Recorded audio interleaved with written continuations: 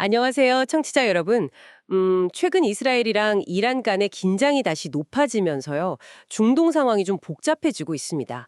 오늘은 그래서 여러 언론 보도나 북한 외무성 담화, 또 관련 영상들, 이걸 토대로 이 상황에 대한 북한 반응을 한번 깊이 들여다볼까 합니다. 그 속내가 뭘지 궁금한데요. 네.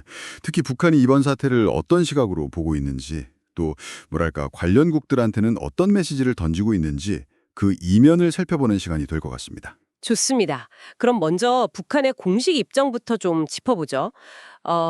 6월 19일에 북한 외무성 대변인이 담화를 냈는데 이게 지난 13일 있었던 이스라엘의 이란 공습을 아주 강하게 비난했더라고요. 네, 맞습니다.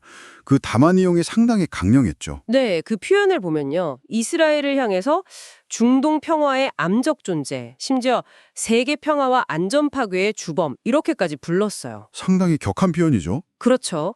그러면서 이스라엘의 군사 공격은 주권 국가의 자주권과 영토 안정을 짓밟는 침략 행위다.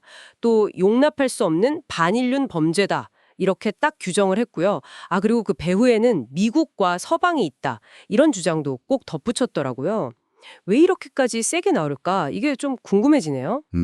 그 배경을 좀 이해하려면요. 실제 이스라엘하고 이란의 충돌 상황을 조금 더 자세히 봐야 합니다. 이스라엘이 이란 수도 테헤란 인근 지역 등을 공습했는데요. 이게 이제 핵 프로그램 관련 시설로 보이는 그 원진 분리기 생산 시설 같은 곳을 타격한 걸로 알려지고 있어요. 핵시설 관련 공격이었군요. 네. 국제 원자력 기구 IAEA라고 하죠. 거기서도 관련 시설이 공격받은 사실을 확인했습니다. IAEA도 확인했고요. 그렇죠. 여기에 대해서 이란 최고 지도자 하메네이는 미국의 항복 요구는 거부한다, 결상전하겠다 이렇게 강하게 나왔고요. 그리고 이란 측은 자체 개발한 신형 극초음속 미사일 파타라고 부르는 거 있잖아요. 이걸 포함해서 여러 무기로 이스라엘에 보복 공격을 했다 이렇게 밝혔습니다. 파타 미사일이요. 그게 최신 무기라고 들었던 것 같은데요. 네, 요격이 아주 어렵다고 알려진 그런 최신 무기죠. 현재 테헤란 상황은요. 공습뿐만 아니라 사이버 공격 우려까지 겹쳐서 상당히 좀 혼란스러운 상황이에요. 실제로 은행 시스템이 공격받기도 했고 인터넷 접속도 제한되고 있다 이런 보도가 나오고 있습니다. 시민들도 불안해하고 상점들도 문을 닫고 그런다고 하고요. 와, 정말 심각한 상황이네요. 그런데 여기서 북한 반응을 다시 보면 이게 좀 흥미로운 지점이 있는 것 같아요. 이스라엘한테는 이렇게 막 격렬하게 비난을 쏟아내는데 미국에 대해서는 그냥 배후 세력 이 정도로만 언급하고 직접적인 비난 수위는 좀 조절하는 듯한 그런 모습이거든요. 네네, 바로 그 점이 핵심입니다. 이 온도차는 어떻게 봐야 할까요? 통일부 당국자나 여러 언론 분석을 보면요. 말씀하신 대로 북한이 이스라엘은 강하게 비난하는 것과는 좀 대조적으로 미국에 대해서는 그 수위를 조절하고 있다 이런 분석이 많습니다.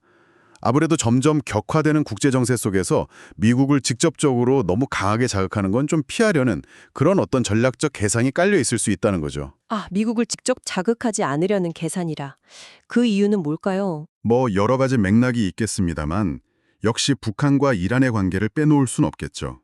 이 두 나라는 전통적으로 반미라는 어떤 공통 분모 위에서 꽤 우호적인 관계를 유지해 왔거든요. 게다가 최근에는 양국 모두 러시아에 무기를 공급하는 정황이 포착되는 것처럼 러시아를 중심으로 한 어떤 새로운 협력 구도, 이런 걸 모색하는 움직임도 보이고 있고요. 러시아까지 얽혀 있군요. 네, 이런 복잡한 관계 속에서 일단 동맹인 이란 편은 들어주면서도 미국과의 직접적인 갈등은 좀 관리하려는 그런 의도가 엿보인다고 할 수 있겠습니다. 그렇군요. 그러니까 이란과의 관계, 또 러시아와의 연대, 그러면서도 미국과의 관계까지 다 고려한 상당히 복잡한 셈법이 작용하고 있다. 이렇게 볼 수 있겠네요. 자, 그럼 정리를 좀 해보자면요.